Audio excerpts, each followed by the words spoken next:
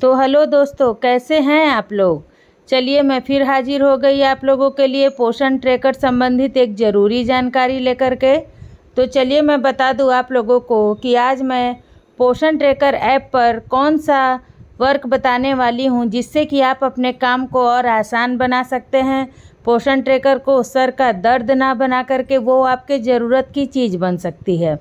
तो चलिए हम लोग वीडियो शुरू करते हैं। लेकिन वीडियो शुरू करने से पहले रिक्वेस्ट है, चैनल को पहली बार देख रहे हैं तो चैनल को सब्सक्राइब करिए, और सब्सक्राइब कर लिया है तो प्लीज़ वीडियो को लाइक कर दिया करिए और दोस्तों में शेयर भी करिए। चलिए हम लोग बात कर लेते हैं कि आज मैं आप लोगों को इस पोषण ट्रैकर ऐप में कौन सी ज़रूरी जानकारी देने वाली हूँ और उससे क्या आप लोगों का काम सच में आसान होगा या फिर मैं यूँ ही बोल रही हूँ।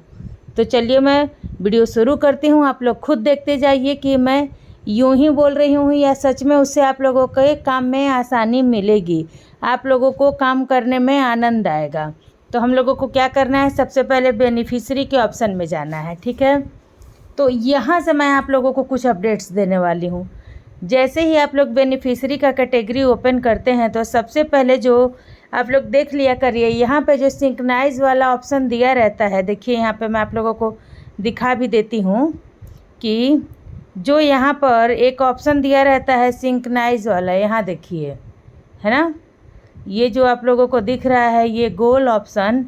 हमें जो क्या करना रहता है, जब भी कोई वर्क शुरू करने जा रहे हैं या कोई लाभार्थी ऐड कर रहे हैं या डिलीट कर रहे हैं तो हमें क्या करना रहता है, इस सिंक्रोनाइज को हमेशा क्लिक करना रहता है। तो जैसे ही आप लोग अपना बेनिफिशियरी कैटेगरी खोलते हैं सबसे पहले सिंक्रोनाइज को क्लिक कर लीजिए। उससे क्लिक करने से क्या होगा, चलिए मैं ये भी बता देती हूँ कि उसको क्लिक करने से क्या होगा। उसको क्लिक करने से ये होगा कि यदि आपने कोई लाभार्थी ऐड करके रखा है और वो अभी तक ज्वाइन नहीं हुआ है, शो नहीं कर रहा है, तो वो तुरंत शो करने लगेगा। या इससे ये भी होगा कि जो हम लोगों का कैटेगरी रहता है, जैसे कि 3 से 6 साल के कैटेगरी या 6 माह से 3 साल के कैटेगरी, यदि इसमें से कोई लाभार्थी शिफ्ट कर जाता है तो वो भी यहाँ दिखा देगा। या फिर जो प्रेग्नेंट वुमेन में कोई लाभार्थी डिलीट होती है तो वो भी सिंक्रोनाइज करने के बाद से शो करता है।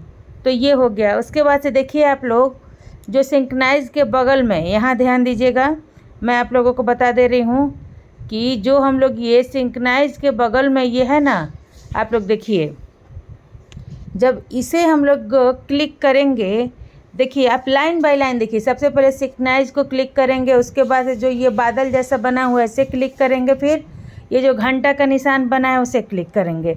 मैं आप लोगों को सब चीज़ क्लिक करके दिखाती हूँ कि इससे क्या होगा। देखिए जब बादल के निशान वाले को हम लोग क्लिक करेंगे, इसमें लिख रहा है बेनिफिशियरी लिस्ट, यानी कि इस बेनिफिशियरी लिस्ट में वो लाभार्थी आते जो कि आजकल में शिफ्ट हुए हैं। जैसे कि 0 से 6 माह की कैटेगरी से वो बच्चा हट करके 6 माह से 3 साल की कैटेगरी में आया है, या 3 साल से 6 साल के कैटेगरी में शिफ्ट हुआ है, वो यहाँ दिखा देगा।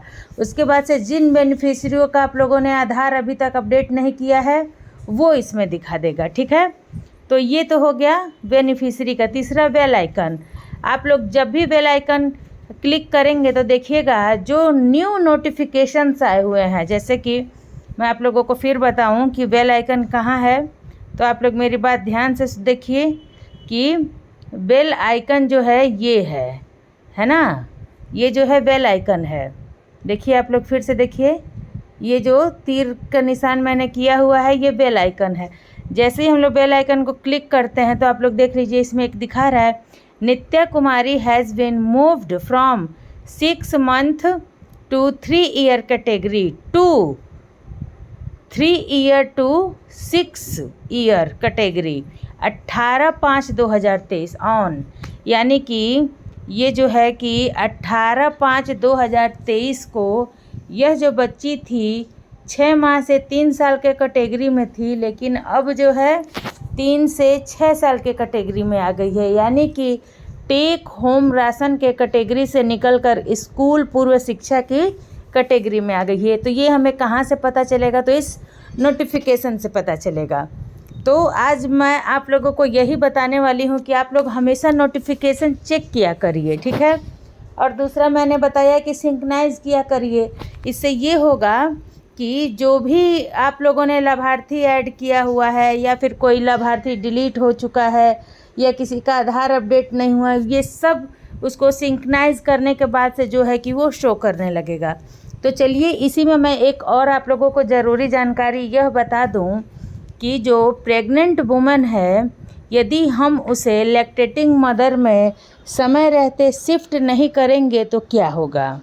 तो चलिए मैं आप लोगों को बता देती हूँ इसकी भी डिटेल। देखिए, ये जो प्रेग्नेंट वुमन है, ठीक है, यदि प्रेग्नेंट वुमन को हम लोग समय रहते लैक्टेटिंग मदर में शिफ्ट नहीं करेंगे तो क्या होगा। इससे ये होगा कि प्रेग्नेंट वुमन में जैसे ही 9 मंथ, यानी कि जो हम लोगों ने LMP और EDD डाला हुआ है उसके अनुसार जो है कि जैसे ही 9 मंथ कंप्लीट होते हैं वो ऑटोमेटिक डिलीट हो जाता है। तब डिलीट होने के बाद से क्या होगा, हमारी ये समस्या हो जाएगी कि हमें फिर से लाभार्थी का पूरा डिटेल डालना पड़ेगा। जैसे कि उसका नाम हो गया, उसके पति का नाम हो गया, उसका आधार हो गया, मोबाइल नंबर हो गया, सभी डिटेल दोबारा डालना होगा। लेकिन यदि हमने समय रहते कर दिया तो क्या होगा, क्या सभी डिटेल फिर से डालने होंगे।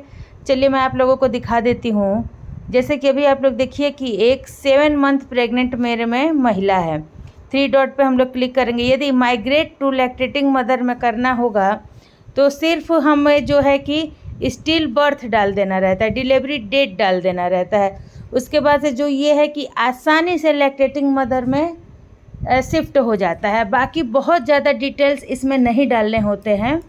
और उसके बाद से जब 0 से 6 मंथ के कैटेगरी में हम लोगों को डालना रहता है तो देख लीजिए आप लोगों को वही जो जितना भी आधार है लाभार्थी का, बच्चे का तो रहेगा नहीं उस समय, तो ये सभी डिटेल्स डालने होते हैं। लेकिन यदि लैक्टेटिंग मदर में समय रहते शिफ्ट नहीं करिएगा तो फिर समस्या होगा। इसलिए आप लोग इस बात को ध्यान दिया करिए कि इसमें जिस भी महिला का 9 मंथ कंप्लीट दिखा रहा है और आपको पता चला कि हाँ उसका प्रसव हो चुका है तो डिलीवरी डेट डाल दिया करिए। इससे आप लोगों का काम ज़्यादा हैवी नहीं होगा, काम आसान रहेगा। तो मुझे उम्मीद है कि आज मैंने जो छोटी छोटी पॉइंट्स बताई आप लोगों को पॉइंट्स सभी समझ में आ गई होंगी। और वीडियो अच्छी लगी तो प्लीज़ लाइक कर दिया करिए और कमेंट किया करिए कि मैं आप लोगों को और किस प्रकार से पोषण ट्रैकर ऐप में क्या क्या काम समझाऊं और किस बारे में मैं आप लोगों को बताऊं। यदि आप लोगों को टीकाकरण के बारे में जानना है, यदि आप लोगों को सेविका सहायिका स्टेटस के बारे में जानना है, या फिर आप लोगों को आंगनबाड़ी का चेकलिस्ट के बारे में जानना है, जो भी जानना हो आप मुझे प्लीज़ कमेंट बॉक्स में बताइएगा। मैं आप लोगों के लिए वीडियो लेकर के हाजिर हो जाऊंगी। तब तक के लिए सभी दोस्तों को नमस्ते।